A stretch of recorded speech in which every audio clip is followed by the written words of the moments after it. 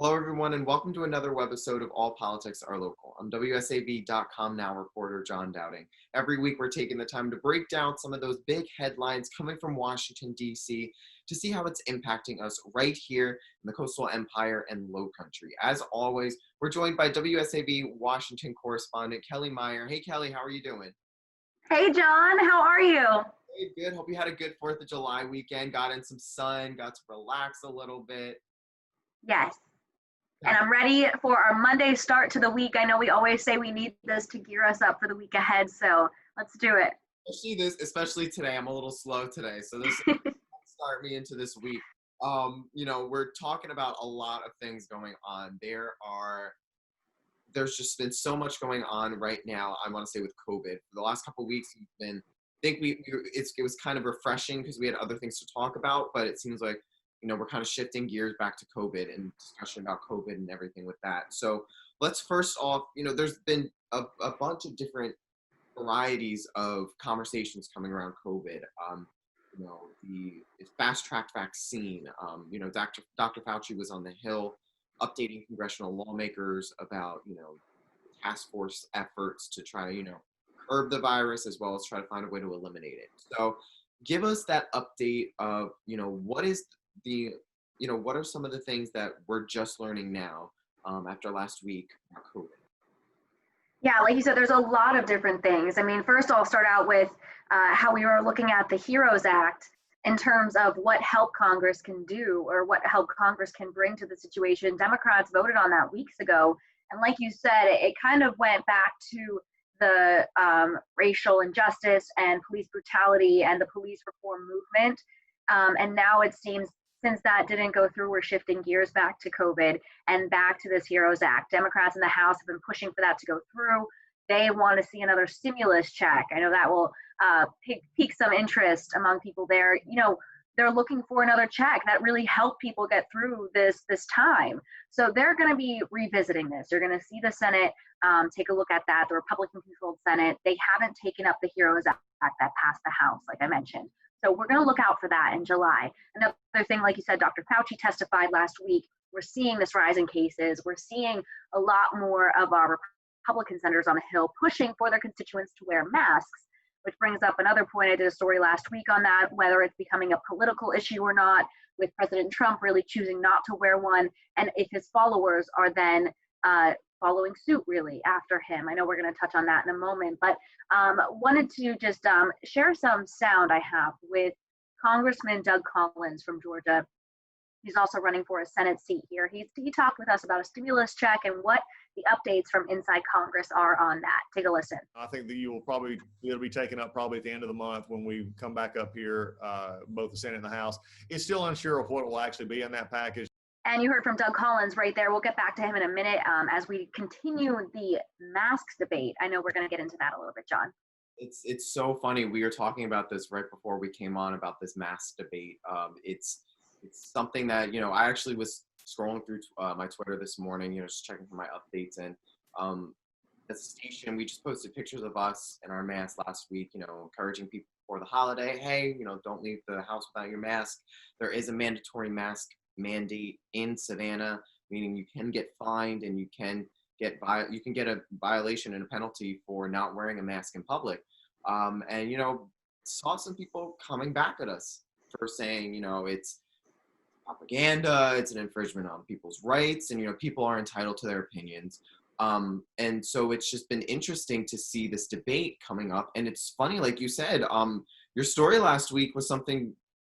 It addressed what we've all been seeing, this mask debate.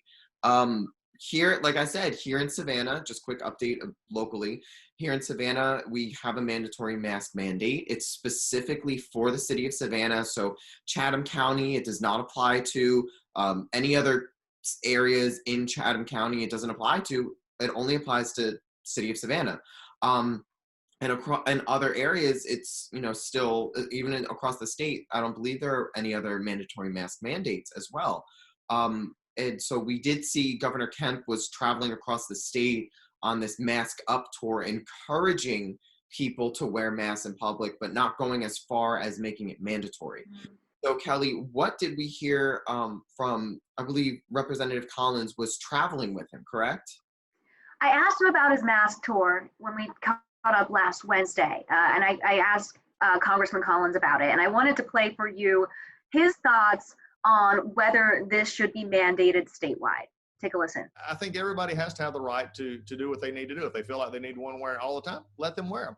And especially if there's concern about people around you, or if you have sickness, or you have not feeling well, do what is proper. Do the things at social distancing. Nobody said this was over, and so we need to continue to keep that up. And Collins' approach is what you're hearing from many Republicans on Capitol Hill. They are encouraging their constituents to wear a mask. You're seeing Georgia Senator David Perdue. He kept sharing his photo of his American flag mask on social media, telling his constituents to wear one, but not necessarily going as far as saying that this should be a statewide mandate. And I think we're also seeing that nationwide as well. We're seeing a huge rise in cases in areas across the country. I believe over 25 states now. And we're just this morning I was listening to on the Today Show. They had a doctor in Seattle talking about what he's seeing, and he was saying that he in his opinion said that there needs to be some sort of federal mandate to try and have people wear masks, because it's the best way to try and fight the spread of COVID-19. But again, we're seeing pushback from across the country. So I wanted to ask you about your story that you did in Florida with the Florida representative.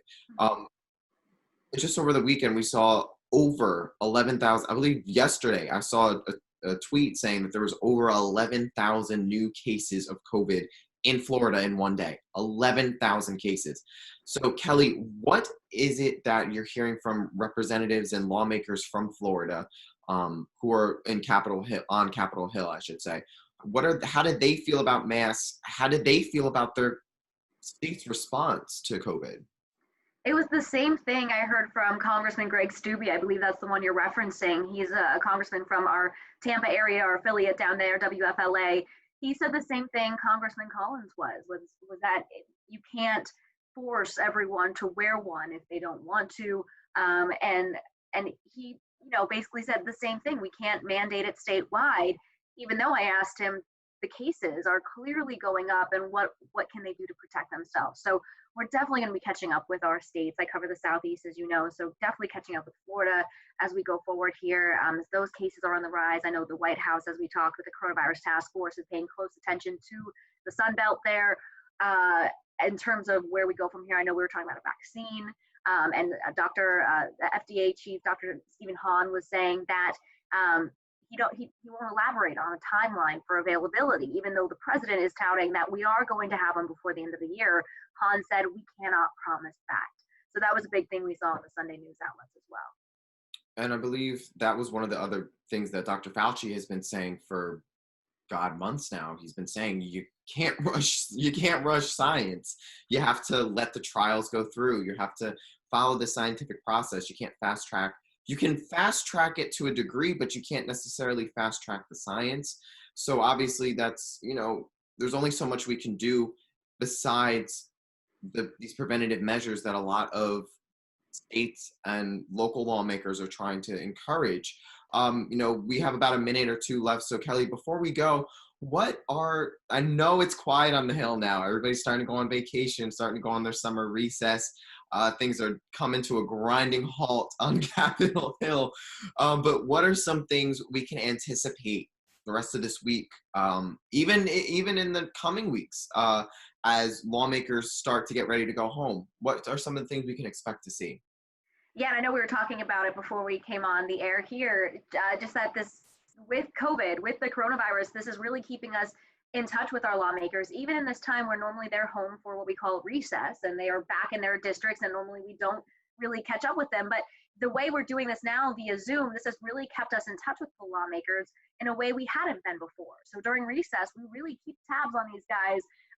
Even when they think that they're on this break, we are emailing them saying, hey, let's check in, we want to catch up. So we are following the latest on COVID. They will be staying on top of it. It's something that they can't just take a break from. We all can't just take a break from. So we will be continuing to follow that, as we mentioned, with this HEROES Act, keep an eye on that and see what will come out of Congress in July.